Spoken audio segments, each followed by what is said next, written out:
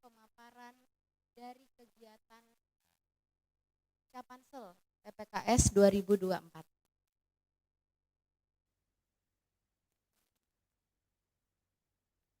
Baik, untuk mempersingkat waktu, marilah kita bersama-sama melakukan membaca basmalah untuk pembukaan di awal. Bismillahirrahmanirrahim.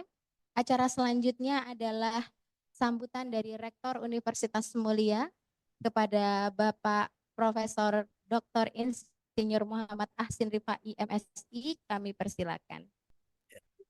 Assalamualaikum warahmatullahi wabarakatuh. Selamat siang, salam sejahtera, salam sehat, salam bahagia. Mudah-mudahan suara saya bisa didengar dengan baik. Bagaimana Bu Wahyu? Bisa didengar suara? Kedengaran Pak? Bagus Pak. Alhamdulillah. Jelas sekali. Baik. Pertama-tama saya mengucapkan terima kasih yang sebesar-besarnya kepada Ibu Yohana Paluvi Arita SE selaku panelis pada hari ini dalam rangka untuk uji publik calon panitia seleksi Satgas Pencegahan dan Penanganan Kekerasan Seksual PPKS Universitas Mulia tahun 2024.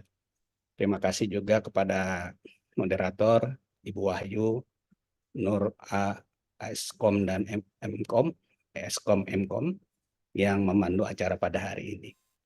Tak lupa seluruh calon panitia seleksi yang luar biasa. Ada Pak Wisnu, ada Pak Wibisono, Pak Amada, Wakil Rektor dan Dekan, kemudian Ibu Siti Rahmayuni, Ibu Warentia Cita, Ibu Pujiati, dan Ibu Nopi Indrayani, yang hari ini menyumbangkan dirinya untuk kepentingan institusi. Kenapa saya bilang mencurahkan dirinya untuk kepentingan institusi? Karena Satgas PPKS ini adalah amanah undang-undang, amanah Permendikbud maksud saya.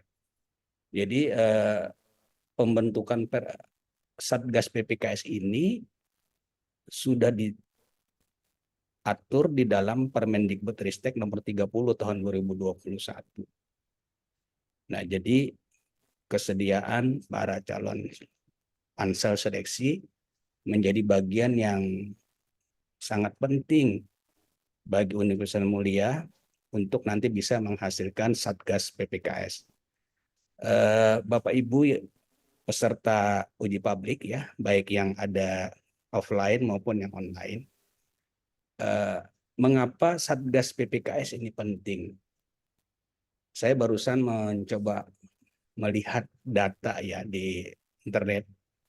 Ternyata korban kekerasan seksual selama 40 tahun terakhir, menurut Kementerian PPA ya, ini pada satuan pendidikan mencapai 21.222 kasus.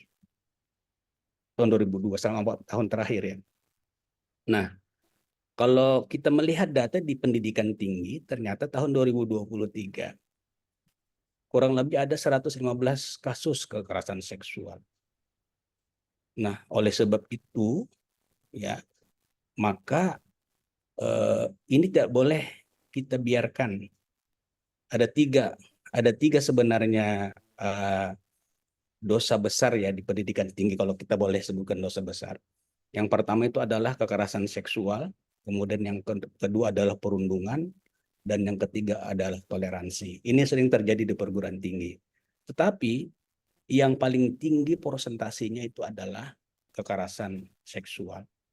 Nah, oleh sebab itu, nanti ketika terpilih Satgas PPKS yang ada di Universitas Mulia, maka itu sangat membantu Universitas Mulia. Nanti yang terpilih itu adalah orang-orang yang memiliki tanggung jawab yang sangat besar di dalam pencegahan dan penanganan yang akuntabel secara hukum dan berpihak kepada korban. Nah, dengan adanya Satgas PPKS itu nantinya kita harapkan tercipta ekosistem perkuliahan yang kondusif, yang dapat meningkatkan antusias mahasiswa belajar di perguruan tinggi. Oleh sebab itu, Satgas PPKS ini nantinya adalah garda terdepan perwujudan kampus merdeka dari kekerasan. Saya mengucapkan terima kasih yang sebesar-besarnya kepada panitia ya, karena pembentukan Satgas ini melalui proses mutu yang sangat baik. Pada hari ini kita sudah melakukan langkah step yang kedua ya kalau tidak salah. Dulu sudah dilalui admin portal, kita sudah bikin. Nah, sekarang calon pansel ini sudah kita tentukan.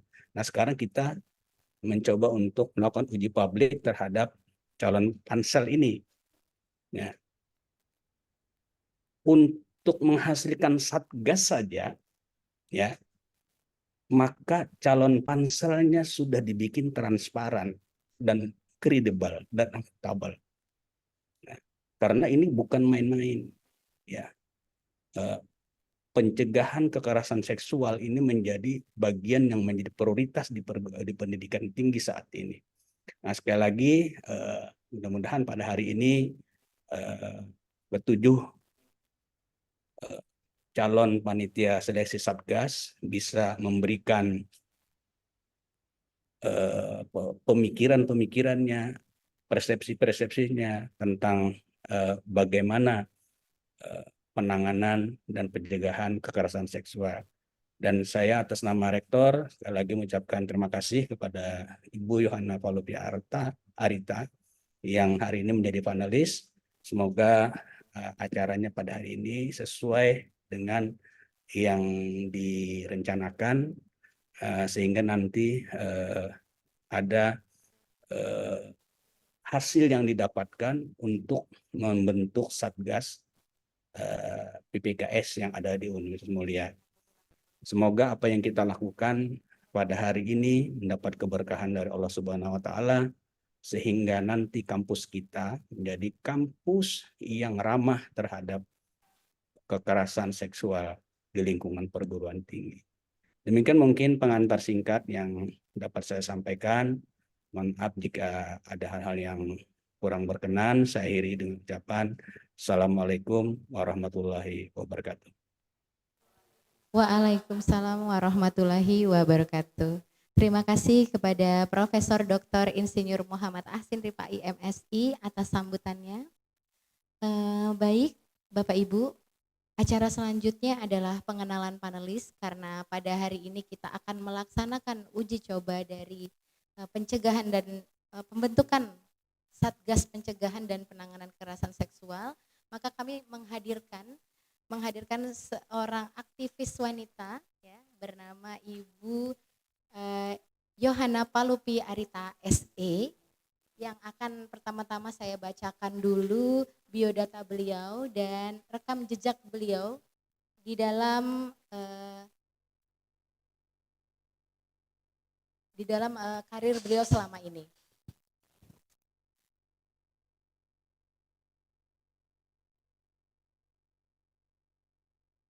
Baik, Ibu Yohana Palupi Arita SE lahir di Yogyakarta, lahir pada tanggal 15 Juni 1961, beragama Muslim.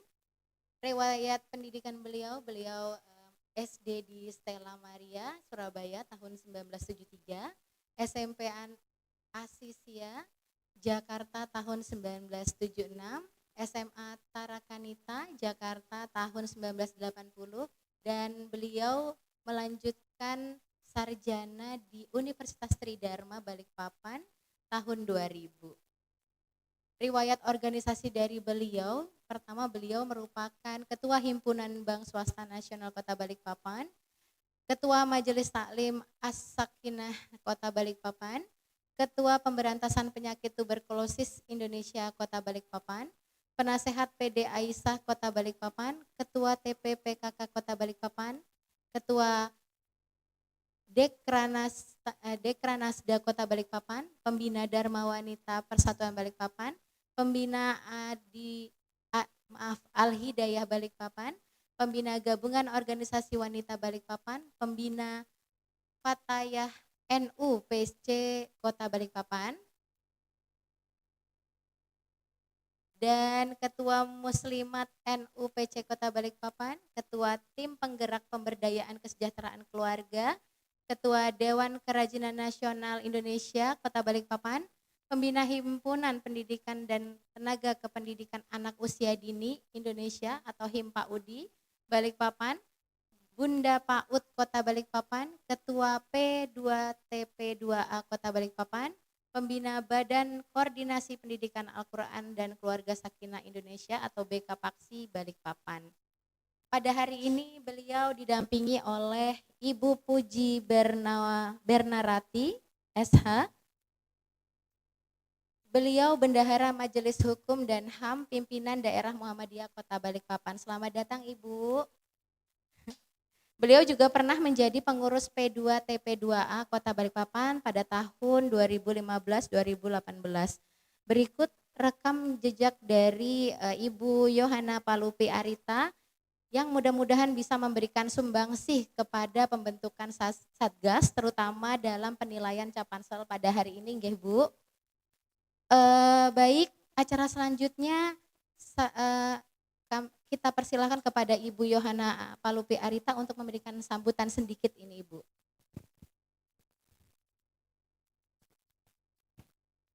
Bismillahirrahmanirrahim. Assalamualaikum warahmatullahi wabarakatuh. Selamat siang, salam sejahtera, Om Swastiastu, Namo Buddhaya, salam kebajikan, Rahayu. Yang kami hormati Bapak Profesor Dr. Insinyur Muhammad Asin Rifai MSI, dan yang kami hormati Ibu Wahyu, Ibu Puji, kemudian segenap Capansel dari Universitas Mulia yang alhamdulillah ceria semua, semangat semua. Alhamdulillah, syukur alhamdulillah kita panjatkan kehadirat Allah Subhanahu wa taala bahwa kita semua diberikan nikmat sehat. Bapak dan Ibu-ibu dan anak-anakku, mahasiswi dari Universitas Mulia dan segenap peserta live dari Universitas Mulia pada sore hari ini, saya melihat niat yang sangat mulia dari Universitas Mulia, yaitu bagaimana Universitas Mulia ini mengadakan atau hendak membentuk Satgas untuk pencegahan dan penanganan kekerasan seksual yang terjadi insya Allah di dalam Universitas Mulia ini, dan insya Allah akan dikembangkan mungkin untuk membantu segenap masyarakat yang ada di Kota Balikpapan bila memungkinkan. Nah, ini semua merupakan salah satu dari menaati peraturan dari Permendikbudristek nomor 30 tahun 2021 ya. Itu antara lain. Namun demikian saya melihat bahwa dari Universitas Mulia bukan sekedar memenuhi peraturan yang ada, namun bagaimana penanganan pencegahan ini yang lebih diutamakan untuk membuat akhlak dari manusia-manusia atau anak-anakku yang lulus dari Universitas Mulia ini menjadi akhlak yang mulia seperti Universitas Mulia ini.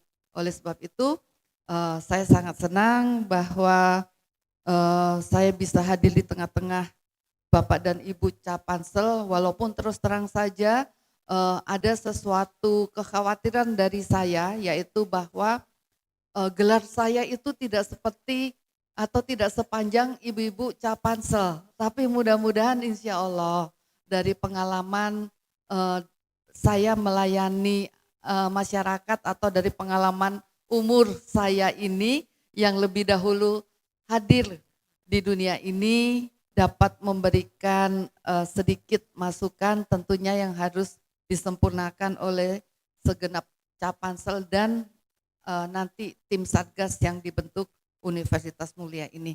Terima kasih sekali lagi, tetap kita semangat, tetap kita harus berada di tengah-tengah untuk mencegah dan memberantas kekerasan seksual yang ada di universitas kita dan di kalangan masyarakat secara umum. Wahul muafiq ila aqwamit thoriq. Wassalamualaikum warahmatullahi wabarakatuh. Selamat sore. Terima kasih Ibu Arita, Bunda Arita atas sambutan Bunda. Semoga ini menjadikan motivasi bagi kami Universitas Mulia untuk menjadi lebih baik ke depannya Bunda. Baik, acara selanjutnya kita akan perkenalkan terlebih dahulu calon panitia seleksi kita yang nanti hari ini akan kita uji publik. Pertama-tama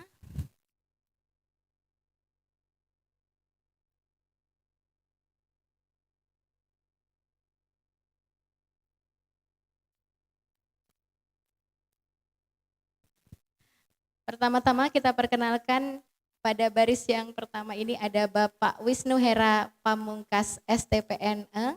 Beliau lahir di Balikpapan tanggal 28 Februari 1984. Alamat beliau di Jalan Soekarno-Hatta.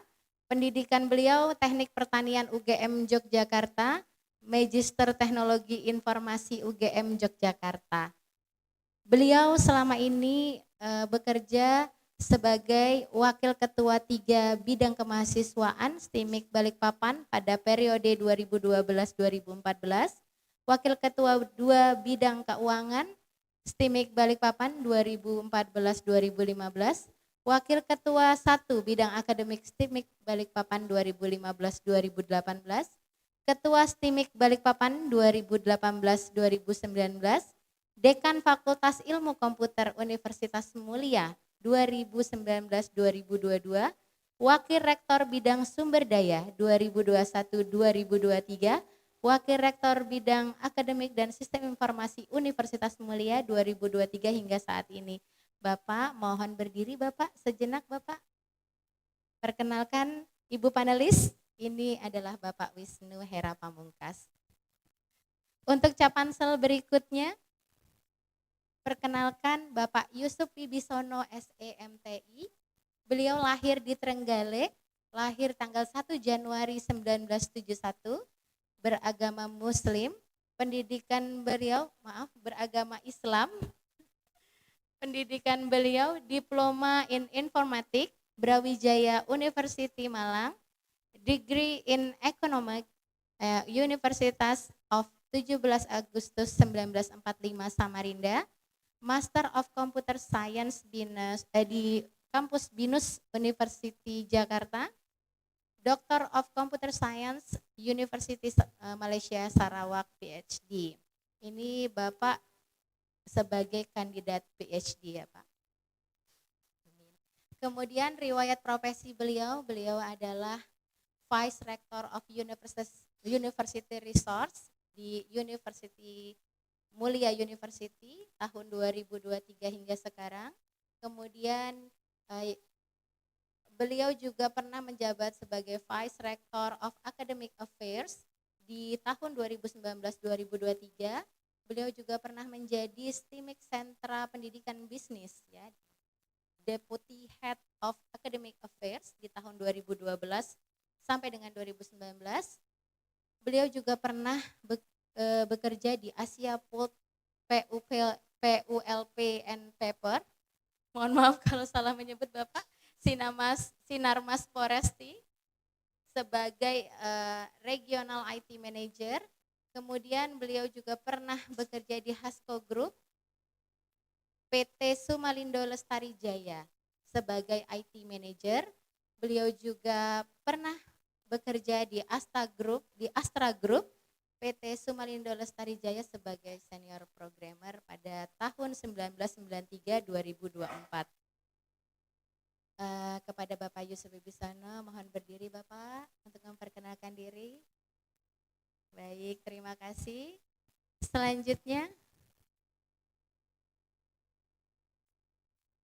Bapak Dr. Mada Aditya Wardana MM, tempat lahir Surabaya, tanggal lahir 10 Mei 1977, agama Islam, pendidikan program Sarjana 1 Administrasi Niaga, Fakultas Ilmu Administrasi Universitas 17 Agustus 1945 Surabaya, program Master S2 Manajemen, Fakultas Ekonomi dan Bisnis Universitas 17 Agustus 1945 Surabaya, program Dr. S3 Manajemen Fakultas Ekonomi dan Bisnis Universitas 17 Agustus 1945 Surabaya.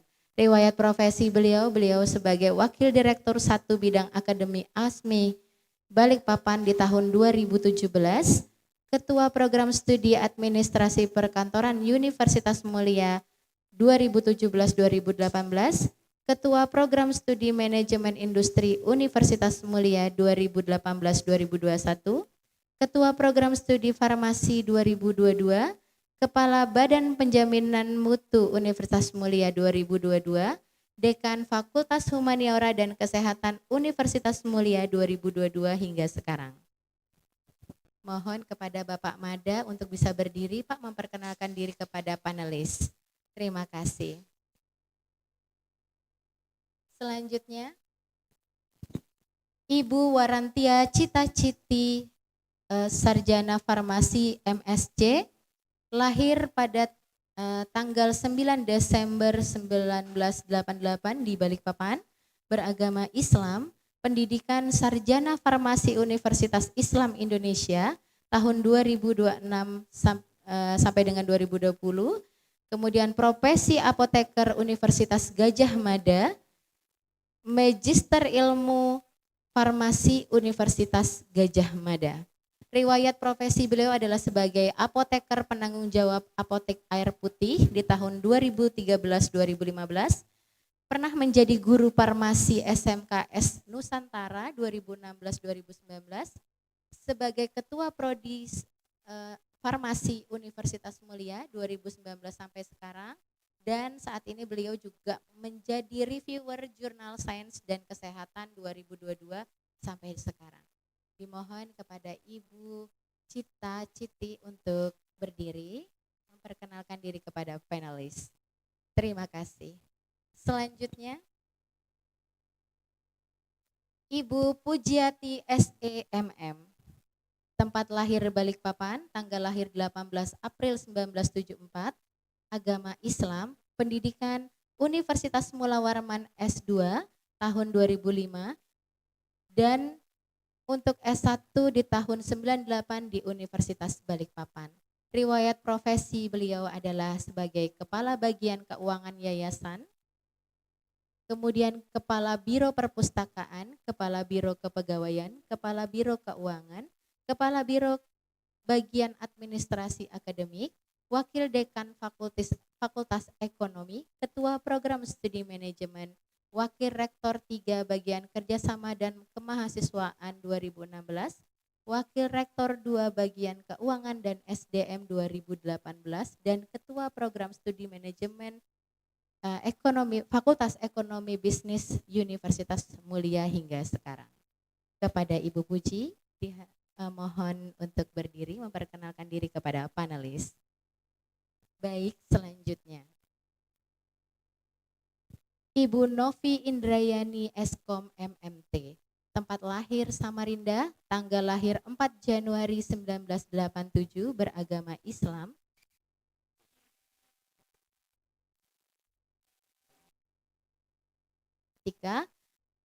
Saya ulangi, pendidikan S1 Teknik Informatika Universitas Muhammadiyah Malang, S2 Manajemen Teknologi Informasi Universitas Muhammadiyah Malang.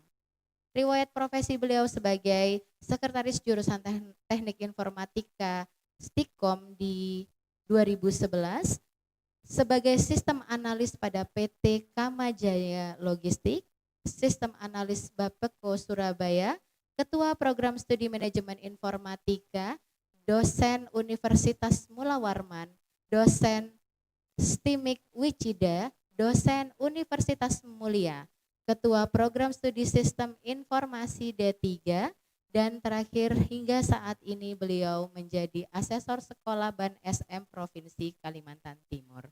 Kepada Ibu Novi, diharap berdiri Ibu, memperkenalkan diri kepada panelis. Terima kasih. Selanjutnya, Dr. Siti Rahmayuni SEMM. Beliau lahir di Kisaran tanggal 17 Juni 1981, agama Islam, pendidikan Universitas Muhammadiyah Sumatera Utara Akuntansi, Universitas Islam Sumatera Utara, mohon maaf, S2 Pasca Sarjana Ilmu Manajemen Universitas Islam Sumatera Utara, dan Pasca Sarjana Program Doktoral Ilmu Manajemen Universitas Mula Warman Kalimantan. Riwayat profesi beliau adalah sebagai pimpinan Lembaga Riset Publik Larispa Cabang Balikpapan, konsultan manajemen keuangan bidang pelatihan dan pendidikan pada Perkumpulan Konsultan Pendidikan Manajemen, Ketua Bidang Pelatihan dan Pendidikan di Dekopimba Kota Balikpapan, pimpinan PT Lompoh Malem Berkah bergerak di bidang jasa pelatihan dan konsultasi pendidikan dan UMKM, pendamping sertifikat halal gratis, Kepala Lembaga Penjaminan Mutu Internal Universitas Mulia, dosen mata kuliah manajemen resiko, manajemen keuangan, studi kelayakan bisnis dan penganggaran di tahun 2023 sampai dengan sekarang. Dimohon kepada Ibu Siti Ramayuni untuk memperkenalkan diri kepada panelis. Berikut pemirsa 7 orang Capansel pembentukan Satgas PPKS yang telah kami perkenalkan.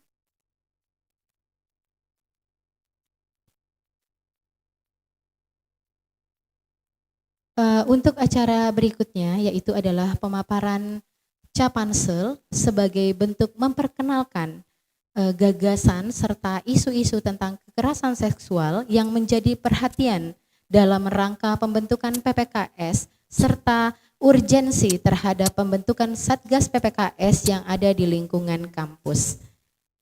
Untuk mekanismenya, masing-masing Capansel akan menjelaskan isu-isu terkait kekerasan seksual dan urgensi terhadap pembentukan Satgas yang akan dilaksanakan pada Universitas Mulia. Kami akan memberikan waktu selama 3 menit untuk membahas dan memaparkan gagasan dari masing-masing Capansel yang nantinya akan ditanggapi oleh Ibu panelis yaitu Ibu Yohana Palupi Arita.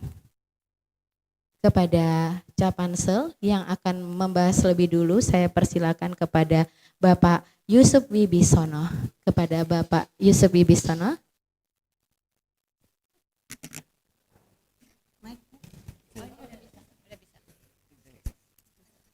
Cek, cek.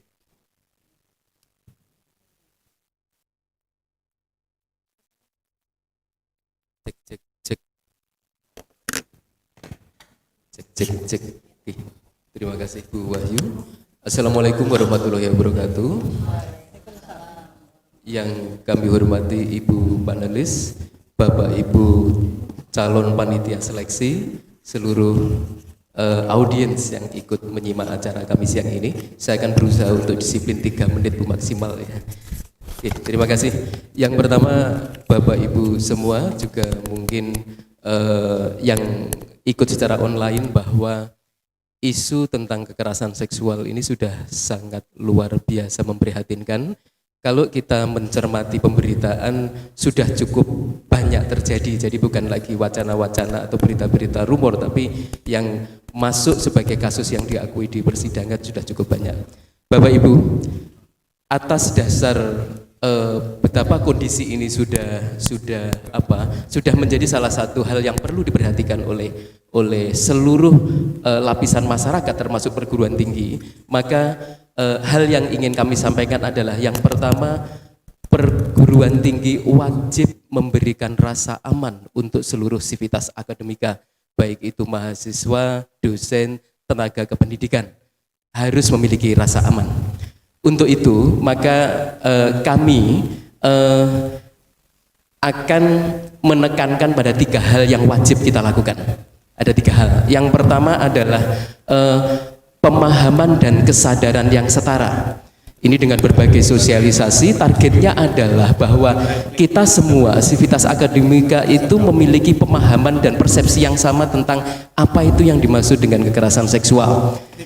Dengan demikian maka tidak akan lagi terjadi hal-hal yang karena ketidaktahuan begitu. Jadi yang pertama kondisi apa yang bisa dikategorikan bahwa itu sudah mengarah pada kekerasan seksual, baik itu yang baru berpotensi maupun telah terjadi sebenarnya. Sehingga tidak ada lagi korban yang ketika menuju ke arah sana dia tidak sadar, ataupun mungkin seseorang yang tidak sengaja melakukan dan berpotensi menjadi pelaku, dia tidak paham, ya, tidak paham. Jadi menurut saya hal pertama yang harus dilakukan itu adalah pemahaman dan kesadaran yang sama tentang apa itu yang dimaksud dengan kekerasan seksual. Kemudian hal kedua yang menurut kami sangat penting untuk menjadi perhatian nanti untuk para satgas dan juga pemangku kepentingan di perguruan tinggi itu adalah mekanisme yang jelas. Jadi ketika nanti kita tidak berharap akan terjadi, tetapi ketika terjadi, korban siapapun itu tidak bingung harus kemana. Salurannya jelas, apakah itu ada hotline khusus, apakah itu ada tempat satgas yang jelas, sehingga ketika korban memutuskan bahwa ini perlu untuk dilaporkan, ini dibawa ke pihak yang tepat untuk ditangani, tidak ada kebingungan, tidak kemana begitu. Itu yang kedua. Kemudian hal ketiga yang menurut kami harus menjadi perhatian serius adalah tentang satgas sendiri. Kebetulan calon panitia seleksi ini mengarahnya adalah menghasilkan satgas yang profesional, yang memang kompeten. Menurut kami bahwa satgas ini tidak boleh ada cacat etika atau pernah memiliki jejak rekam kasus yang tidak benar begitu. Jadi persoalannya bukan lagi soal pengetahuan begitu, tetapi juga bahwa di sini secara personality dan juga integritas memang harus layak dijadikan satgas. Saya yakin kita semua sama akan memiliki kepedulian, tapi peduli saja tidak cukup untuk menangani hal ini. Jadi kalau kita hanya peduli tapi tidak memahami bagaimana cara penanganan kekerasan seksual, yang terjadi malah kita bisa melakukan langkah yang kontraproduktif. Misalkan terlalu cepat membawa ke kepolisian, atau mungkin kita mengangkatnya di media sosial yang maksudnya adalah memberikan efek jera kepada pelaku, tapi yang terjadi malah mengungkap jati diri korban. Itu juga langkah yang tidak jelas. Jadi menurut kami, sekali lagi saya ulangi, mungkin masih belum 3 menit ya Bu Moderator ya Mbak Wi. Yang pertama adalah pemahaman dan kesadaran yang setara untuk seluruh sivitas akademika, dan itu harus melalui sosialisasi yang masif gitu, yang betul-betul dilakukan, tidak hanya gugur kewajiban tapi harus ada cross check bahwa semua sivitas akademika paham. Yang kedua, ada mekanisme yang jelas, tidak boleh ada korban dan bingung dia harus kemana. Udah jelas, ada hotline yang jelas, ada tempat yang jelas. Kemudian yang ketiga adalah sosok yang akan menjadi satgas harus betul-betul tidak boleh memiliki masalah dengan kepribadian, dengan etika perilaku dan lain-lain. Jadi personality dan integritas dia harus betul-betul bisa dijamin. Mungkin itu saja Ibu panelis yang bisa kami sampaikan, juga Bapak Ibu semua. Saya akhiri, wassalamualaikum warahmatullahi wabarakatuh. Baik Ibu panelis, setelah dari Bapak Yusuf Wibisono, kita akan beralih kepada panelis, kepada Capansel berikutnya, yaitu Bapak Wisnu Hera Pamungkas. Kepada Bapak Wisnu kita persilakan. Baik, terima kasih. Yang saya hormati Ibu panelis beserta seluruh jajaran Capansel beserta rekan-rekan yang menyaksikan di ruang Zoom. Izin saya memaparkan, kalau mungkin tadi Pak Wibi menyampaikan ingin tepat 3 menit, saya mungkin tidak sampai 3 menit. Intinya yang pertama ingin saya sampaikan adalah ketika nanti kami bertugas membentuk Satgas penanganan kekerasan seksual, yang perlu kami tekankan kepada para Satgas yang nantinya akan terbentuk adalah bahwasanya mereka harus paham akan tugas, tanggung jawab, serta tupoksinya.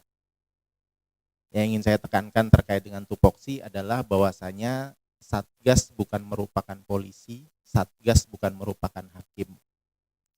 Tapi mereka punya tugas penting untuk kemudian memberikan rasa aman, memberikan perlindungan, memberikan penanganan yang tepat bagi korban. Itu yang menurut saya menjadi kunci dari penanganan Satgas yang tepat. Jangan sampai kemudian Satgas justru berfokus pada tersangka, kepada pelaku. Jangan sampai kemudian mereka sibuk memikirkan tentang hukuman yang tepat untuk kepada pelaku, tapi justru nantinya malah mencederai si korban. Jadi itu yang pertama yang ingin saya tekankan. Yang kedua adalah menurut pandangan saya, Satgas akan dinyatakan sukses justru ketika mereka berhasil melakukan tindakan-tindakan preventif. Contohnya mereka melakukan sosialisasi, mereka melakukan edukasi, mereka melakukan pendampingan kepada rekan-rekan yang misalnya terlihat sudah akan melakukan tindakan-tindakan yang tidak benar. Itu saya pikir merupakan tindakan yang penilaian ketika Satgas itu bernilai berhasil. Jadi bukan kemudian ada kasus kemudian Satgas bergerak baru kemudian melakukan penanganan dan lain-lain. Tapi justru Satgas akan bernilai baik kalau kemudian di dalam kampus itu tidak terjadi sebuah kasus karena Satgas berhasil melakukan edukasi yang bernilai baik. Mungkin seperti itu yang bisa saya sampaikan. Terima kasih. Assalamualaikum warahmatullahi wabarakatuh.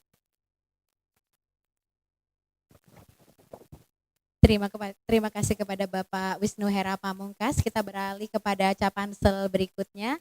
Apakah sudah siap Bapak? Kepada Bapak Mada Aditya dipersilakan Bapak.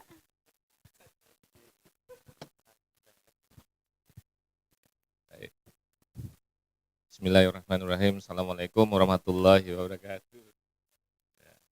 Baik, terima kasih izin Ibu panelis untuk menyampaikan apa yang gagasan-gagasan yang akan saya sampaikan. Tentunya ini bagian yang akan saling melengkapi dari teman-teman Capansel lainnya. Jadi yang pertama yang perlu menurut saya yang perlu kita pahami ini ada 3 hal yang kita harus fokus, yaitu tentang kekerasan seksual yang ini harus dipahami dulu untuk semua lini khususnya di lingkungan universitas supaya tidak ada multitafsir tentang itu, karena ini penting sehingga ini butuh sebuah edukasi di semua lini, karena multitafsir itu juga kita akan mengalami kesulitan pada waktu penanganan nanti. Jadi tentang kekerasan seksual itu seperti apa itu harus diedukasikan ke setiap lini. Kemudian ada 2 kata yang perlu kita pahami, bahwa ada kata pencegahan dan penanganan. Jadi kata cegah itu berarti harusnya itu tidak terjadi. Berarti kita harus kan mengenali potensi-potensi itu bisa terjadi. Baru kita ngomong tangani. Berarti kalau tangani itu sudah terjadi. Nah, ini 2 hal yang perlu kita juga pahami dan bagaimana menyusun mekanisme itu. Yang pertama terkait pencegahan. Kata mencegah sendiri itu harusnya dimulai dari komitmen institusi tentunya. Integritas institusi itu kita perlu munculkan dalam hal ini, berarti Universitas Mulia harus berani menyampaikan kepada publik sebuah fakta integritas bahwa Universitas Mulia mendukung sekali tentang pencegahan dan penanganan kekerasan seksual. Dan ini betul-betul istilahnya bisa aja ditampilkan disosialisasikan dalam bentuk sebuah dokumen fakta integritas bahwa institusi ini sebuah lingkungan yang nyaman dan menolak kekerasan seksual dan memberikan rasa keamanan dalam lingkungannya. Ini yang pertama, jadi komitmen dari institusi. Yang kedua, kejadian kekerasan seksual kalau kita lihat itu biasanya terjadi karena adanya ketidaksetaraan kedudukan.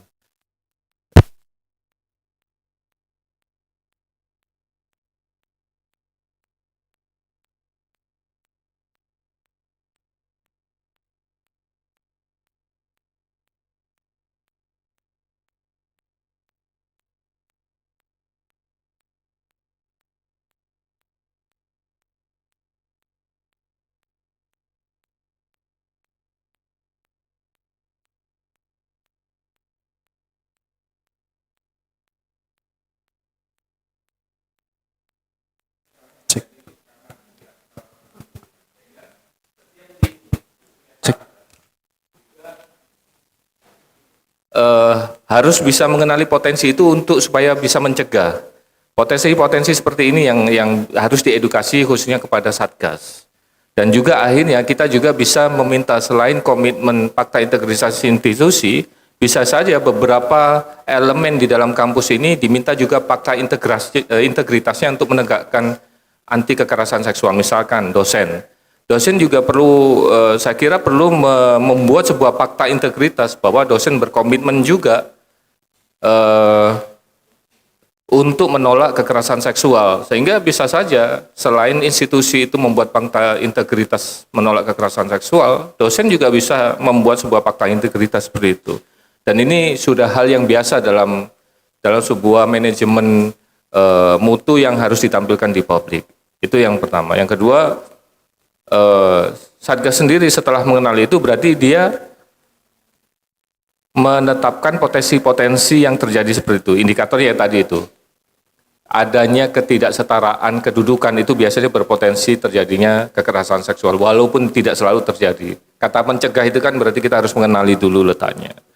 Nah, sehingga dalam hal itu, edukasi adalah tindakan preventif kepada setiap lini di Universitas Mulia khususnya. Ini di ranah pencegahan. Sebagaimana disampaikan Pak Wisnu bahwa keberhasilan institusi ini justru di pencegahannya. Tidak munculnya kasus karena tercegah, bukan karena adem ayemnya, tapi karena tercegah. Inilah sebenarnya keberhasilannya, karena akhirnya tidak perlu adanya penanganan. Selanjutnya, jikalau itu terjadi, berarti kita lanjutkan ke tindakan penanganan. Nah, disinilah kita perlu mekanisme yang dalam setiap proses penanganan itu memberikan rasa jaminan keamanan dan kerahasiaan, ketidakberpihakan setiap pihak yang terlibat khususnya Satgas terhadap objek yang mendapatkan perlakuan tersebut.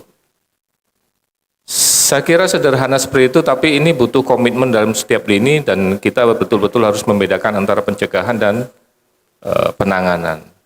Dari saya seperti itu yang bisa saya sampaikan. Terima kasih. Assalamualaikum warahmatullahi wabarakatuh. Baik, terima kasih kepada Bapak Mada. Kali ini kita akan beralih kepada Capansel Wanita yang kami harap bisa memberikan isu-isu terkait PPKS dan bagaimana tanggapan Bapak Ibu terhadap pembentukan Satgas yang akan kita buat di Universitas Mulia. Saya akan berikan kesempatan kepada Ibu Siti Rahmayuni untuk menyampaikan pendapatnya. Silakan Ibu. Baik, bismillahirrahmanirrahim. Assalamualaikum warahmatullahi wabarakatuh. Yang saya hormati Ibu panelis, Ibu Arita dan Ibu Puji, serta teman-teman Capansel yang akan mengikuti Satgas ini nantinya. Baik, perlu kita ketahui bahwasanya apa saja sih yang masuk dengan kekerasan seksual yang terdapat dalam Undang-Undang Nomor 30 Tahun 2021. Itu ada beberapa. Yang pertama adalah verbal, fisik, non fisik, kemudian juga ada melalui teknologi informasi. Jadi berbicara tentang kekerasan seksual bukan hanya karena terjadinya pertemuan antara dua insan, tapi bisa saja tanganmu harimaumu. Kalau dulu mungkin mulutmu harimaumu gitu. Jadi kekerasan seksual ini bisa saja dari WhatsApp dengan gambar-gambar yang arah ke pornografi, itu termasuk dengan kekerasan seksual. Jadi bagaimana cara kita untuk mengatasi ini gitu, atau mencegah atau menghindari supaya tidak terjadi. Yang pertama adalah perilaku organisasi yang harus kita perhatikan, baik itu di lingkungan mahasiswa maupun di lingkungan institusi, baik itu dosen, tenaga kependidikan maupun juga karyawan lainnya gitu. Kemudian kekerasan seksual ini juga terkadang terjadi tidak ada niat tapi adanya kesempatan. Banyak terjadi di universitas atau di kampus-kampus lain antara dosen dengan mahasiswa yang berawal dari bimbingan skripsi sehingga sampai ke pertemuan. Walaupun tidak melakukan hal yang tidak diinginkan, namun dengan ajakan pertemuan di luar kampus itu juga termasuk kekerasan seksual. Sehingga harapannya nanti ketika ada Satgas yang dibangun di Universitas Mulia, ada aturan-aturan yang menghindari atau membuat lingkungan itu menjadi lebih nyaman. Ketika lingkungan nyaman, attitude juga akan terbangun gitu. Artinya apa? Mahasiswa menyadari bahwasanya ini loh lingkup pendidikan gitu. Ada aturan-aturan dalam berkomunikasi, baik itu berkomunikasi melalui teknologi maupun komunikasi secara langsung. Kemudian memperhatikan lingkungan kita, mahasiswa kita, bagaimana cara menatap. Kalau kita lihat dari Undang-Undang 30 tahun 2021, menatap dengan hasrat itu juga termasuk dalam kekerasan seksual. Jadi bagaimana ketika ada gejala, kita sebagai satgas yang akan dibangun oleh Universitas Mulia, mungkin nanti ada didampingi juga bagian konseling sebagai psikologisnya, itu dapat diatasi gitu. Jadi tidak hanya kejadian besar baru kita bergerak, tapi unsur-unsur yang akan yang membuat itu menjadi kekerasan seksual seperti yang terdapat dalam aturan. Kemudian dengan adanya teknologi, banyak mahasiswa mungkin dengan merekam atau temannya kemudian menyebarkan, itu juga menjadi PR bagi Satgas nantinya, bagaimana supaya tidak supaya bebas dari hal-hal yang negatif. Mungkin niatnya adalah bercanda gitu, tapi itu juga bisa mengarahkan kepada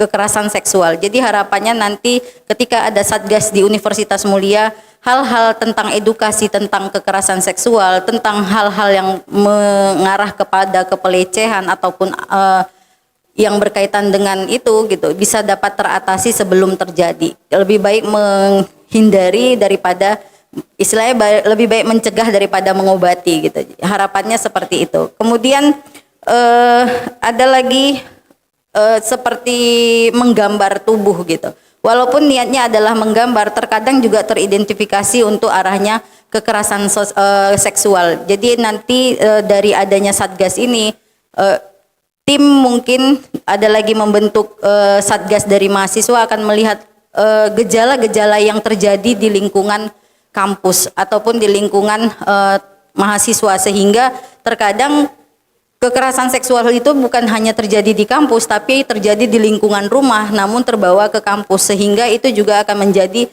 perundungan. Kalau istilah sekarang banyaknya perundungan yang terjadi di kalangan mahasiswa maupun di kalangan masyarakat, apalagi di usia-usia puber gitu ya. Mungkin itu aja Bu Wahyu dari saya, kurang lebih mohon maaf. Assalamualaikum warahmatullahi wabarakatuh. Terima kasih Bu Siti Rahmayuni atas masukannya terhadap salah satu isu yang terjadi di PPKS. Sebelum kita mengulas, Ibu Arita, kita lanjut ke yang lainnya ya, Ibu panelis ya. Baik, selanjutnya saya serahkan kepada Ibu Ibu Pujiati untuk menyampaikan isu-isu yang terkait. Terima kasih kepada Ibu Wahyu selaku moderator. Yang saya hormati Ibu Arita selaku ke panelis, juga teman-teman Capansel. Ada beberapa hal yang urgensi untuk kita membentuk Satgas di tingkat perguruan tinggi. Sebenarnya isu kekerasan seksual terhadap baik itu semua aktivitas akademika itu sudah sering terjadi. Hanya mungkin yang paling sering terjadi itu adalah pada mahasiswa dengan dosen gitu. Tadi seperti yang dikatakan oleh Pak Mada, karena ada ketidakseimbangan kedudukan gitu. Ini yang sering terjadi dan sudah dipaparkan oleh Bu Yuni juga terkait misalnya tentang pembimbingan skripsi, dan ini memang secara nyata terjadi gitu. Pengalaman saya pernah mengalami beberapa mahasiswa yang mengadu ke kami bahwa ketika mereka melakukan pembimbingan skripsi, ada saja gitu dosen yang dengan dengan mudahnya gitu merayu, kemudian kadang sampai dengan berani untuk memegang tangan si mahasiswa gitu.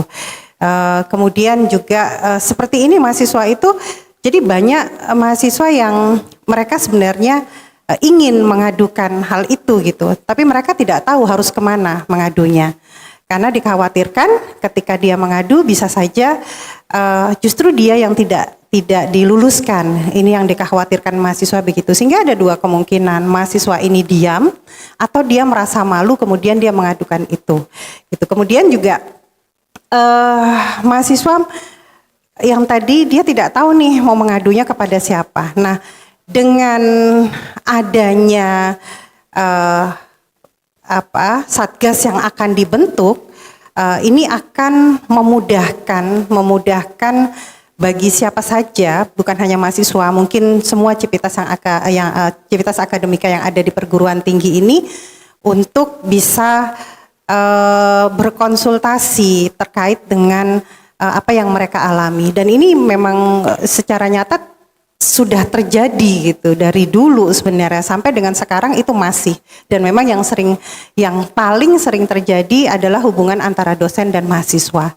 Kalau mahasiswa dengan mahasiswa sebenarnya mereka mungkin tidak sengaja melakukan kekerasan seksual ini. Tadi sudah disampaikan oleh Bu Yuni ada beberapa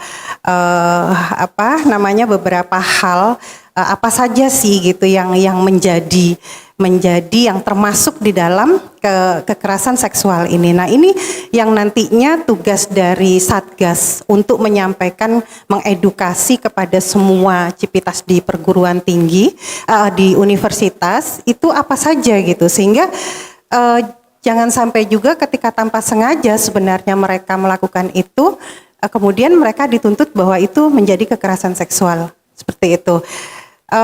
Termasuk juga WA, WhatsApp.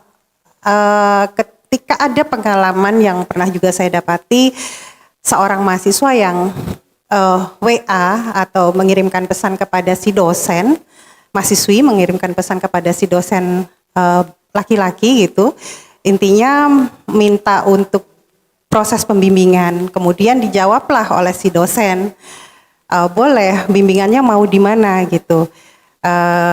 Kemudian ditanya dia bekerja di mana. Ketika dijawab oleh si mahasiswa, saya kerjanya di hotel gitu. Kebetulan dia kerja di hotel. Dijawablah oleh si dosen ini, kalau begitu kita bimbingannya di hotel saja. Sebenarnya nggak ada maksud, kemungkinan tidak ada maksud dari si dosen ini untuk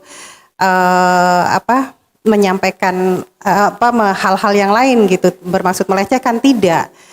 Menurutnya itu hanya guruan, tapi ditanggapi serius oleh si mahasiswa sehingga terjadilah aduan gitu. Aduan ini terjadi sehingga terjadilah aduan, dia keberatan dengan kalimat yang diutarakan oleh dosen tersebut gitu, sehingga akhirnya kami coba untuk memanggil gitu ya secara persuasif dosen yang bersangkutan gitu. Kemudian kita lakukan mediasi dan ya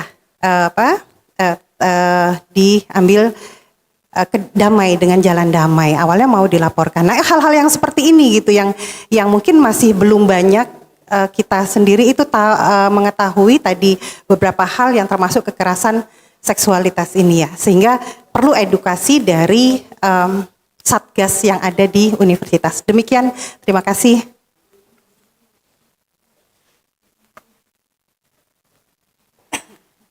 Terima kasih kepada Ibu Puji. Kali ini kita akan masuk ke selanjutnya untuk Capansel Ibu Novi Indrayani. Silakan Ibu Novi.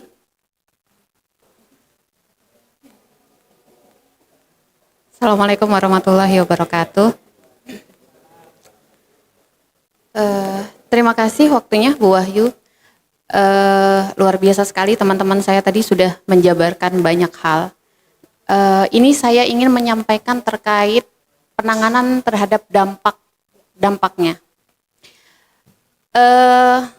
Saya sedikit bercerita. Jadi dampak dari kekerasan seksual ini saya bisa menceritakan karena ini dulu terjadi pada saya. Ketika kita masih kecil terus mengalami hal-hal yang saat itu kita anggap menakutkan. Waktu itu mungkin saya lupa, mungkin sekitar SD ya. Saya menganggap waktu itu hanya kejadian tidak menyenangkan. Namun sampai sekarang itu teringat sangat jelas detail gitu. Dan belakangan juga saya baru tahu kenapa itu begitu membekas. Karena ketika itu masih kecil, memori kita mungkin belum terlalu banyak menyimpan hal-hal, jadi diisi oleh itu. Ketika sinapsis kita semuanya bersatu. Jadi dia akhirnya mempengaruhi alam bawah sadar gitu. Saya 2 kali ke psikolog itu setelah menikah, jadi sekitar 2 tahun yang lalu. Pengen tahu kenapa saya jadi pribadi yang seperti ini gitu. Ternyata setelah menjalani sesi terapi, ada sangkut pautnya dengan itu. Jadi saya menjadi pribadi yang introvert sosial lebih tepatnya. Saya takut, saya tidak bisa. Jadi misalnya kalau kayak gini kan terbatas, saya bisa masuk, tapi kalau yang besar banget itu energi saya habis, gitu. Terus kemudian sebelum sesi terapi itu, saya selalu nervous Bu, ngomong gini nih nervous, gitu.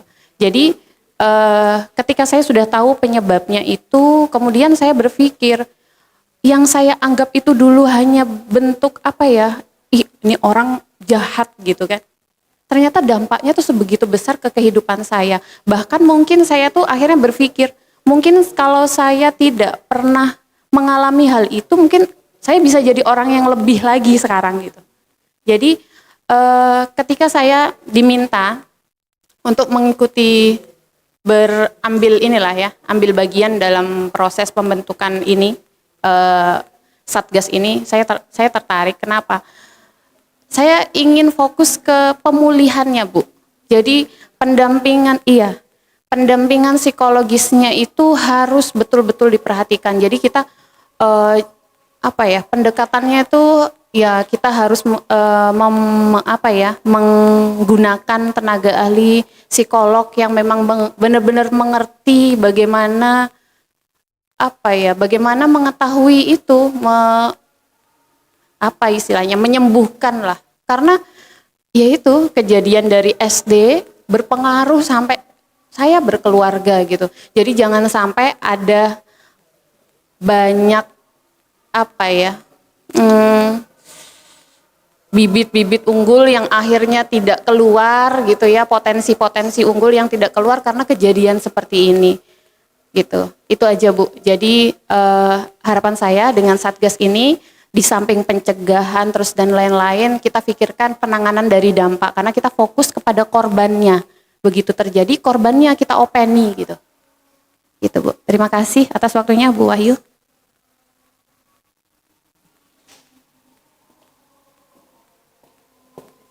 Baik, terima kasih Ibu Novi Indrayani atas tanggapan Ibu dan isu-isu yang telah Ibu sampaikan. Selanjutnya dan terakhir ini kepada Capansel kita, Ibu Cita Citi, silakan kepada Ibu.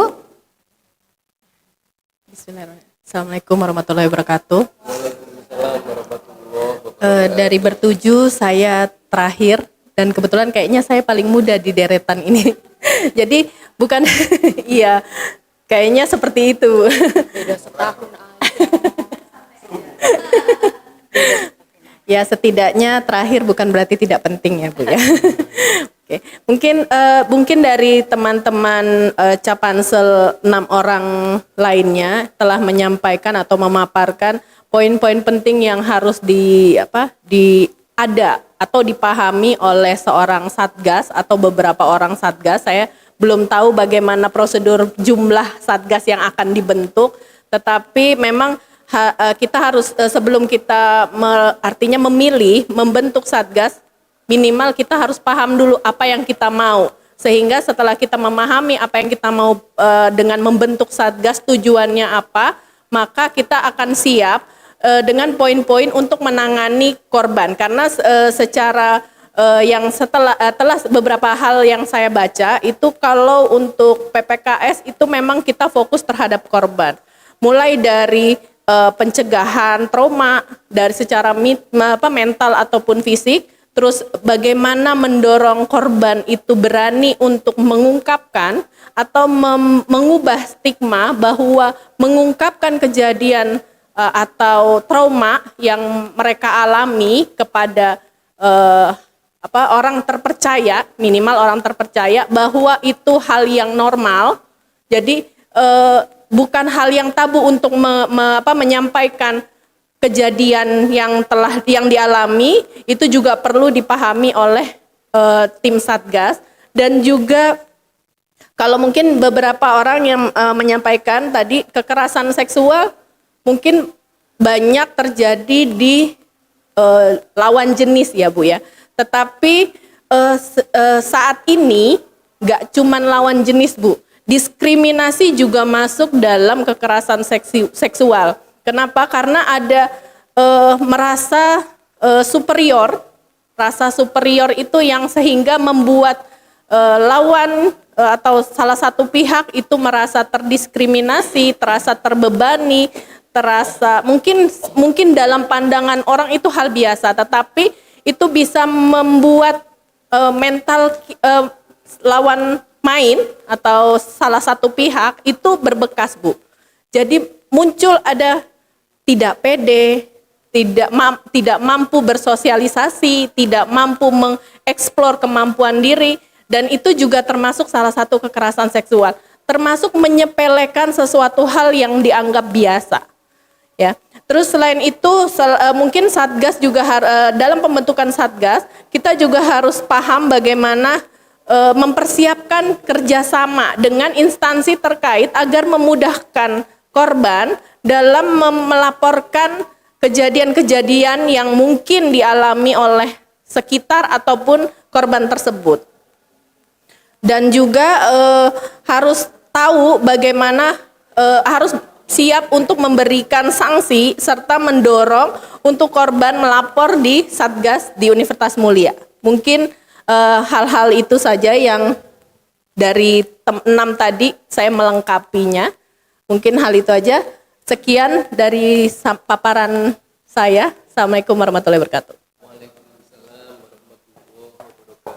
Alhamdulillah saat ini kita sudah mendengarkan masing-masing tanggapan serta gagasan isu-isu terkait dengan Capansel PPKS.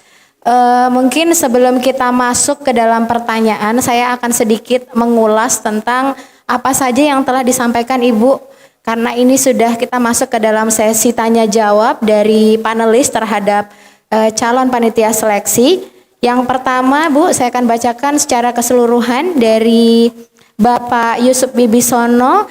Dari Bapak Yusuf Bibisono, yang pertama adalah pemahaman dan kesadaran yang setara, apa itu PPKS, kemudian memiliki persepsi yang sama terhadap kekerasan seksual. Kemudian yang kedua adalah mekanismenya harus jelas Bu dalam pembentukan PPKS. Yang ketiga menghadirkan Satgas PPKS yang harus memiliki riwayat dan integritas yang baik, serta memiliki kepedulian dan memahami penanganan kekerasan seksual. Kalau dari Pak Wisnu Hera Pamungkas, saya mengambil kesimpulan bahwa Satgas itu bukan merupakan hakim. Seharusnya Satgas memberikan kenyamanan bagi korban dalam penanganan yang tepat terhadap korban kekerasan seksual. Yang kedua juga Satgas harus melakukan tindakan preventif seperti misalnya sosialisasi, pendampingan dan kepada korban. Dari Pak Mada Aditya, harus memahami definisi PPKS agar tidak ada multitafsir terhadap kekerasan seksual itu sendiri. Kemudian juga mengenali potensi terhadap penanganan yang tepat Ibu. Kemudian komitmen institusi terhadap publik, bahwa UM ini peduli loh dengan PPKS gitu, bahwa institusi memberikan rasa aman terhadap mahasiswa dan seluruh sivitas yang ada di dalamnya. Kemudian jangan lupa juga membuat fakta integritas di lingkungan kampus untuk mendukung tindakan PPKS ini. Kalau dari Ibu Siti Rahmayuni, kekerasan seksual ada pada verbal, fisik, termasuk juga media informasi yang ada. Pornografi itu juga termasuk ke dalam kekerasan seksual. Pelaku organisasi harus memahami kekerasan seksual, menghindari perilaku yang menjurus ke arah kekerasan seksual.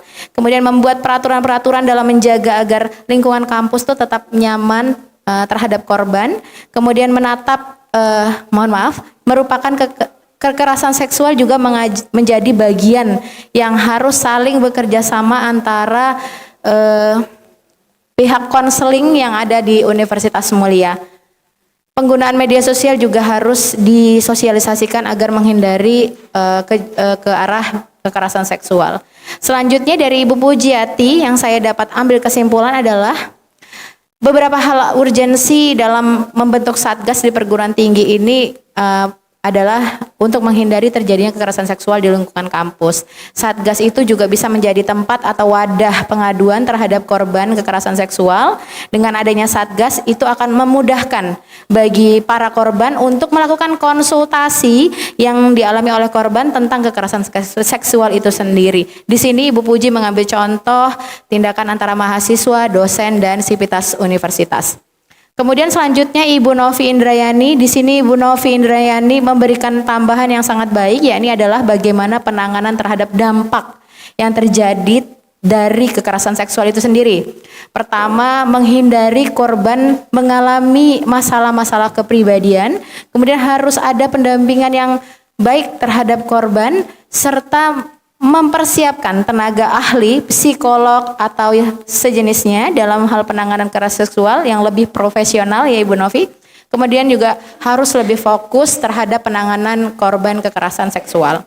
Terakhir yang disampaikan oleh Ibu Cita ya ini adalah sebelum kita membentuk Satgas memang harus memahami proses pembentukan Satgas itu sendiri. Mengubah stigma atau trauma yang dialami korban agar berani menyampaikan kekerasan yang dialami. Satgas juga harus siap dalam mendampingi para korban untuk tidak mendapatkan diskriminasi gender juga yang selama ini banyak terjadi dan masuk ke dalam kategori kekerasan seksual. Satgas juga dapat menolong korban untuk menjaga mental korban dalam penanganan kekerasan seksual. Berikut Ibu Arita sebagai panelis, saya minta Ibu untuk bisa dapat memberikan pertanyaan. Silakan dipilih saja Bu Satgas yang mau Ibu tanyakan. Nanti beliau akan menjawab dan nanti akan kita minta tambahan dari Ibu. Oh mohon maaf, Capansel. Capansel ditanyakan kepada Capansel nanti terakhir kita akan meminta masukan dari Ibu apa yang harus dilakukan, langkah preventif seperti apa dalam pembentukan Satgas PPKS ini Ibu. Kepada Ibu Arita, saya persilahkan. Terima kasih. Pertanyaannya saya tujukan kepada Bapak Wisnu Hera. Tadi Bapak menyebutkan bahwa setiap Satgas itu harus memahami tugas, tanggung jawab, tupoksi, dan fokus kepada korban. Antara lain begitu ya Pak ya. Yang jadi pertanyaan saya itu apa yang mendasari atau undang-undang apa yang menjadi pijakan kita untuk bisa kita serahkan kepada Satgas tersebut agar paham terhadap tugas, tanggung jawab, tupoksi yang akan dilaksanakan. Terima kasih.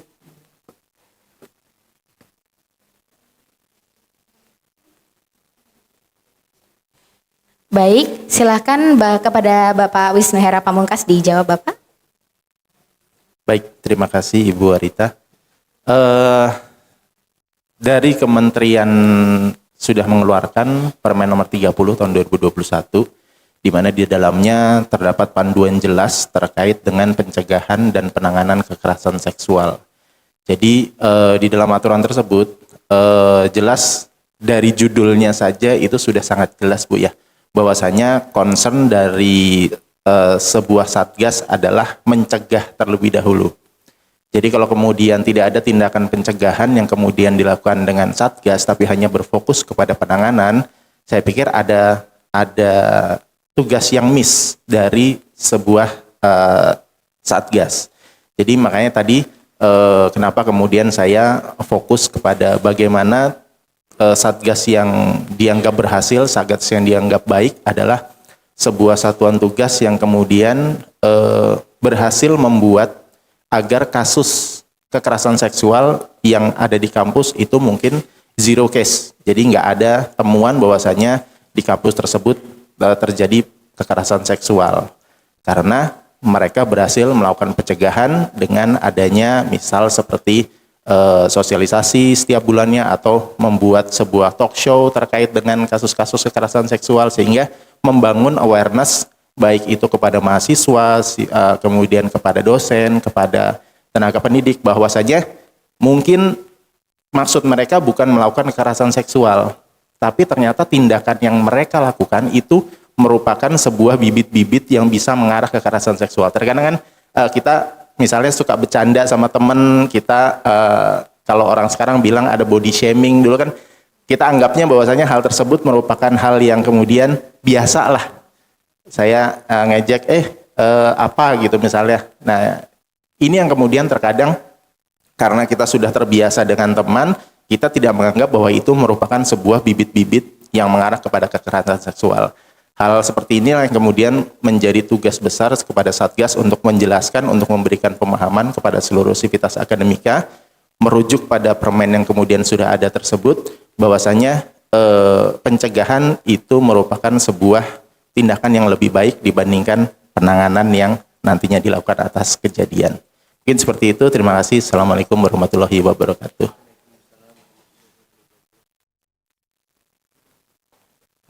Baik, terima kasih atas tanggapan yang diberikan oleh Bapak Wisnu Hera Pamungkas. Untuk mempersingkat waktu, kita lanjut ke pertanyaan berikutnya, Ibu Arita.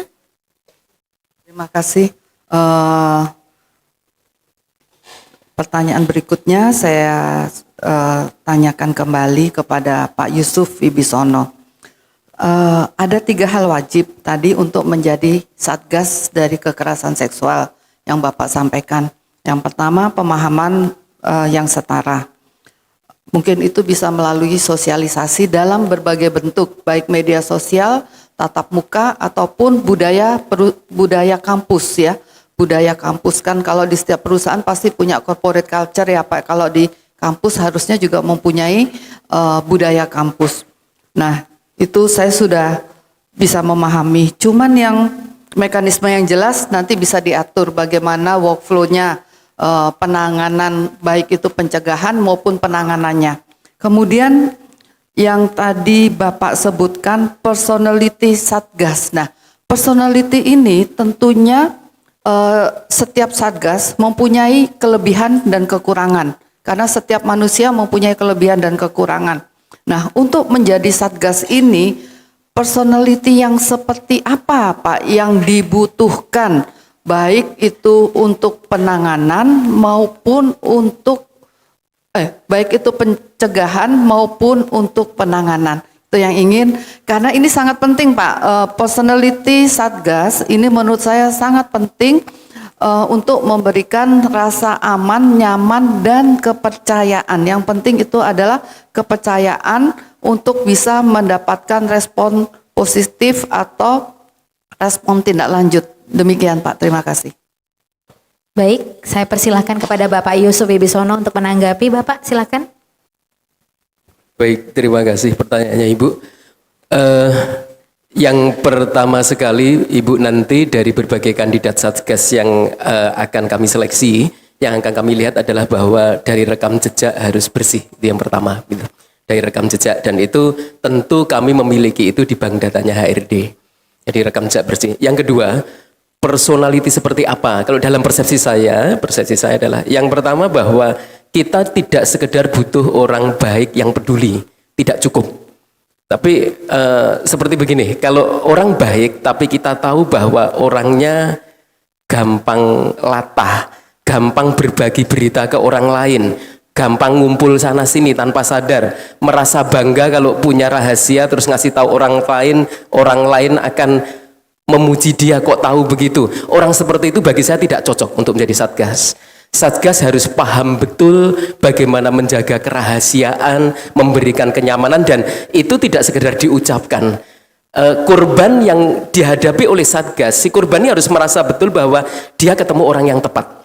Jadi sekali lagi tidak cukup memiliki rasa peduli dan pribadinya baik, tetapi kalau dia tipikal orang yang mudah untuk berbagi berita ke orang lain, bahasanya mungkin saya perhalus, mungkin kalau bahasa lain mungkin gampang ember, gampang cerita sana sini, itu tidak cocok untuk menjadi Satgas, terlepas seberapa baik sebenarnya orangnya begitu.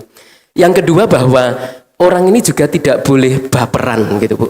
Jadi tidak boleh larut, tidak boleh karena saking empatinya kepada korban kemudian nyemplung betul-betul ke sana. Harus ada SOP mekanisme yang dijaga, begitu. Nah, untuk seperti ini tentu tidak mudah, ya. Seperti kalau di rumah sakit orang tahu bagaimana menangani orang sakit, ya. Tidak sekedar ikut nangis-nangis karena orang menderita, begitu kan, ya. Saking dia menyayangi orang sakit, dia tahu bagaimana cara melarang bahwa itu tidak higienis. Bapak Ibu boleh menyentuh pasien, tapi kalau seperti ini, demikian juga ini masalahnya mental, kejiwaan. Tentu ada hal-hal yang pertanyaan seperti apa yang boleh kita ajukan, perhatian seperti apa yang bisa kita berikan. Jangan sampai maksud baik itu justru nanti malah mengakibatkan hal yang tidak baik karena salah penerapan. Jadi sekali lagi menurut saya itu beberapa personality, saya yakin yang lain juga banyak, tapi yang penting adalah orang ini tidak boleh orang yang mudah berbagi berita ke orang lain, harus tahu rahasia, konfidensial, menjaga betul-betul ini rahasia dan korban ini harus betul-betul merasa aman, nyaman, terlindungi. Itu aja Bu mungkin bisa sampaikan. Terima kasih. Terima kasih Pak Wibi, cukup padat, jelas ya Pak Wibi ya. Ibu Arita mungkin ada lagi pertanyaan Ibu? Kan tadi sudah pria-pria, sekarang ini mau menuju ke wanita. Oh iya, senang dong Bapak. Aman. Ini saya ingin berbagi sharing dengan Bu Novi aja. Nggak berbagi sharing sih. Menurut Bu Novi, dari yang sudah Bu Novi ceritakan tadi, pengalaman pribadi ya. Menurut Bu Novi, apa pencegahan supaya tidak terjadi? Itu yang pertama.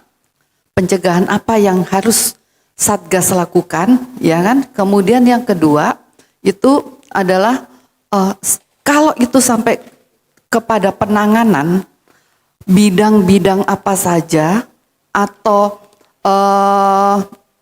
siapa saja yang diperlukan oleh korban gitu. Jadi bidang atau expert siapa saja yang diperlukan oleh korban. Karena ini perlu untuk pembentukan struktur dari Satgas. Terima kasih Bu Novi. Baik Bu Novi, silakan langsung dijawab.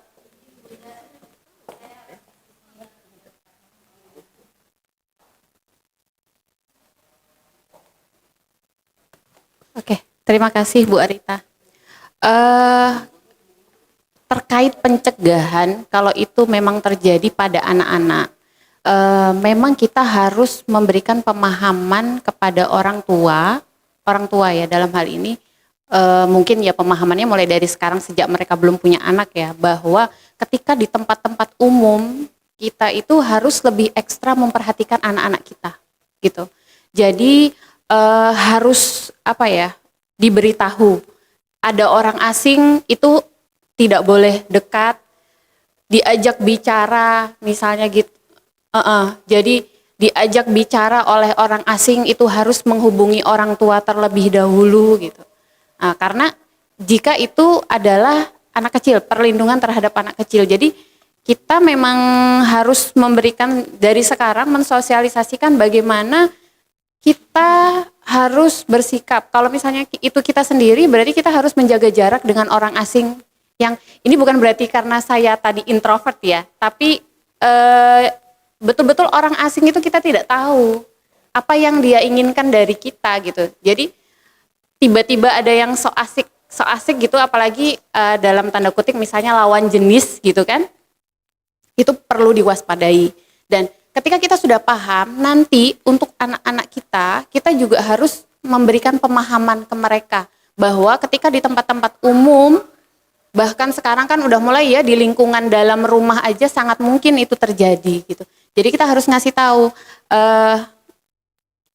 ada bagian-bagian tubuh yang tidak boleh disentuh oleh ayah dan ibu gitu, atau orang lain bahkan gitu. Kebalik ya, yang tidak boleh disentuh orang lain atau bahkan ayah atau ibu gitu. Jadi lebih ke situ sih Bu. Jadi pemahamannya tuh mulai dari ya sekarang sampai selanjutnya gitu. Karena ini sangat universal ya, siklus gitu. Ketika kita tidak paham, anak-anak kita sangat mungkin menjadi korban selanjutnya gitu. Itu untuk pencegahan. Jadi Satgas nanti ya harus mengerti bahwa dia bukan hanya memberikan pemahaman pada satu generasi itu, tapi itu adalah siklus itu, generasi selanjutnya. Itu untuk pencegahan. Kemudian bidang-bidang yang perlu kita libatkan dalam Satgas untuk penanganan, kalau untuk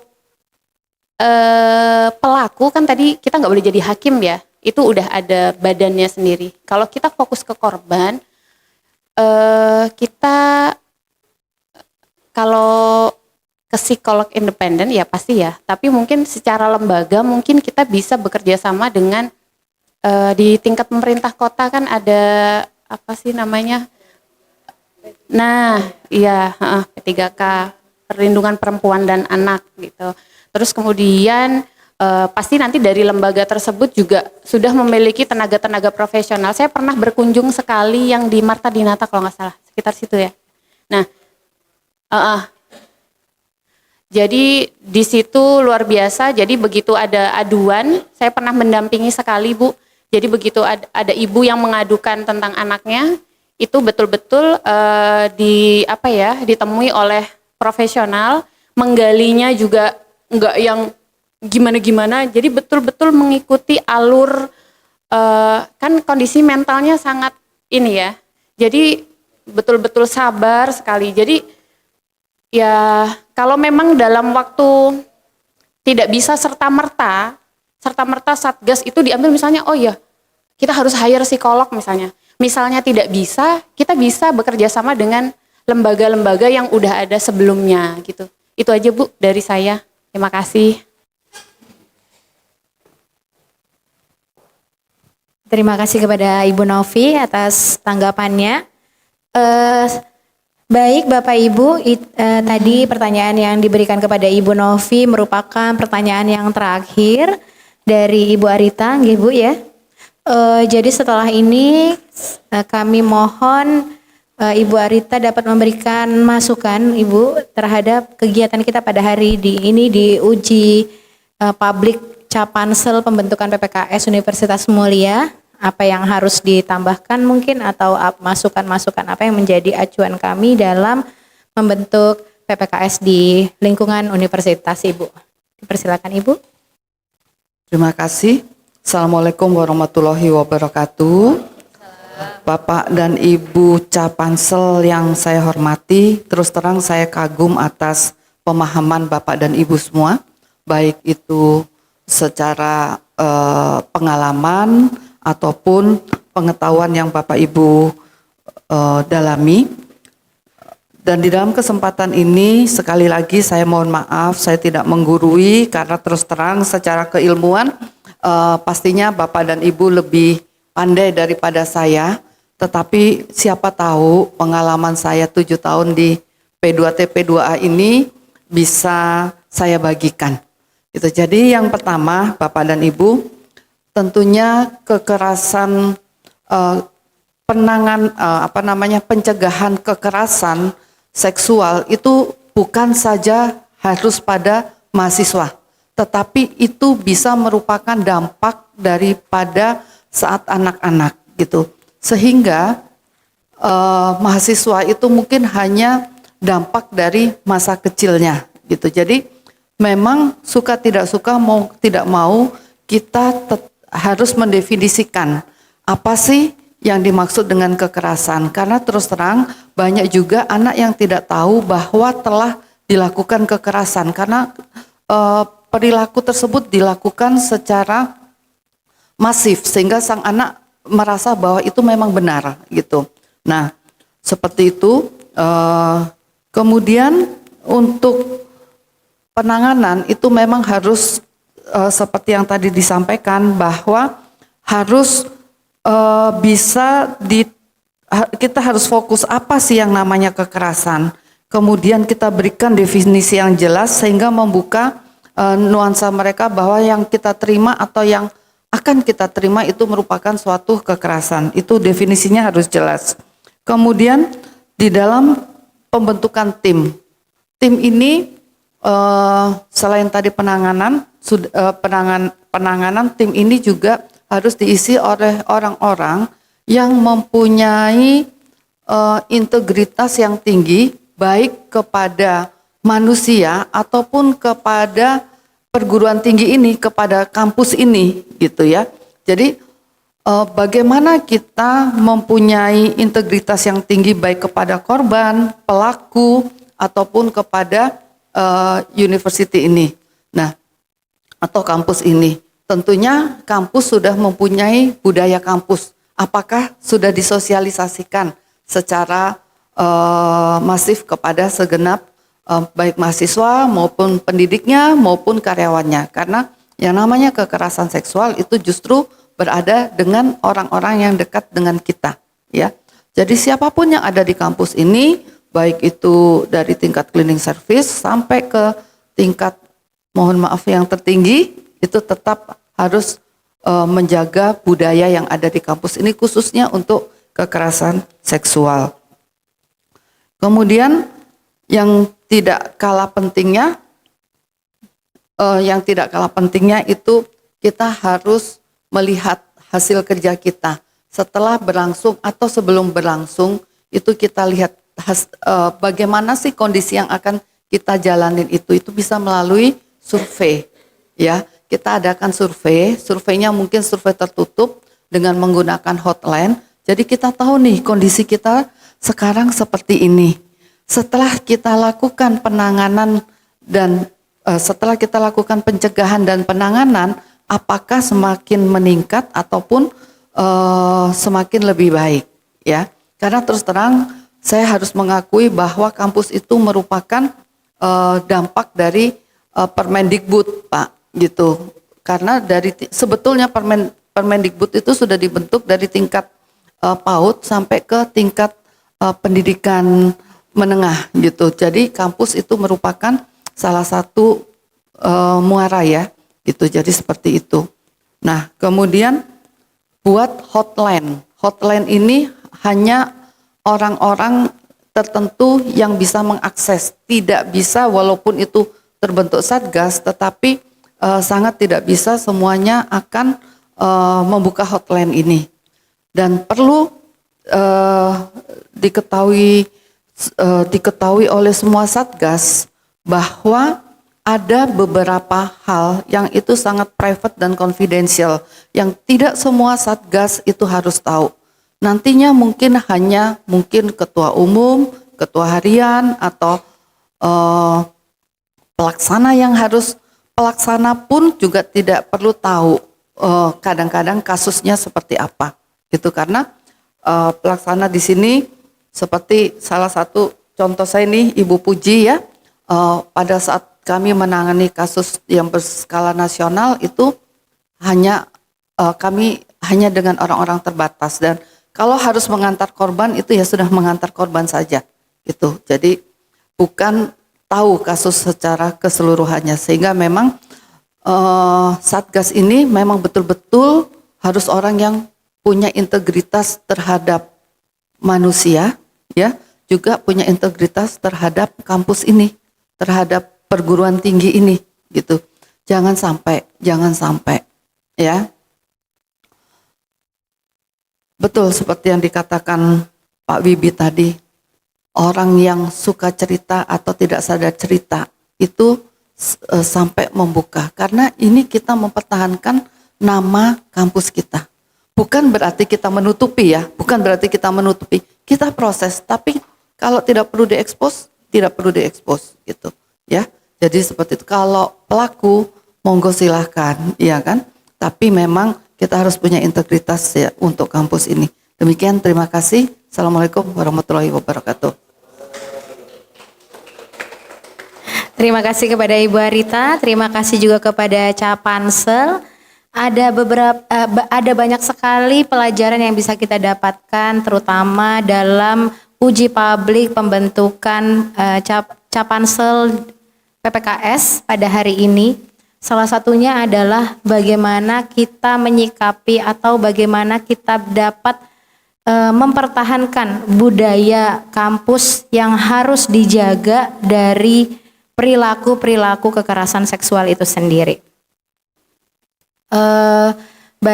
Kegiatan selanjutnya adalah kesimpulan umum dari paparan Capansel yang tadi juga sudah saya bacakan, kemudian rangkuman dari pandangan panelis yang tadi juga sudah Ibu Arita sampaikan. Sekarang adalah penjelasan proses dalam mengikuti modul PPKS ini, Ibu. Perlu diketahui, Ibu, kami juga memiliki modul yang nanti akan diikuti oleh mahasiswa. Jadi tidak hanya Capansel saja yang mengikuti uji ini Bu, BPKS, tapi juga mahasiswa akan diberikan modul-modul tentang penanganan dan pencegahan kekerasan seksual. Dan itu sudah bisa di-enroll di Lentera yang sudah kita punya. Kita punya Lentera dan mahasiswa sudah bisa mulai membuka modul-modul tentang PPKS yang ada di sana. Jadi silakan kepada mahasiswa. Nanti juga pada saat dimulainya semester genap 2024, kami akan meminta bagian akademik untuk dapat menampilkan mekanisme dalam pengisian modul PPKS tersebut. Baik, setelah usai kegiatan kita pada hari ini, terima kasih banyak kepada Ibu Arita dan Ibu Puji. Terima kasih Ibu sudah mau datang ke sini, sudah mau bergabung dan membantu uji publik Capansel pada hari ini. Saya terima kasih banyak dan terima kasih juga kepada para calon panitia seleksi pembentukan pembentukan Satgas PPKS. Semoga kedepannya kita bisa menjadi lebih baik lagi dan proses-proses yang harus kita hadapin ke depan ini masih panjang, sehingga saya mohon bantuan Bapak Ibu untuk tetap semangat dan tetap sehat agar bisa melancarkan pembentukan Satgas PPKS ke depannya. Akhirnya saya akhiri kegiatan pada hari ini. Saya tutup dengan membaca hamdalah. Alhamdulillahirrabbilalamin. Wassalamualaikum warahmatullahi wabarakatuh. Terima kasih Ibu.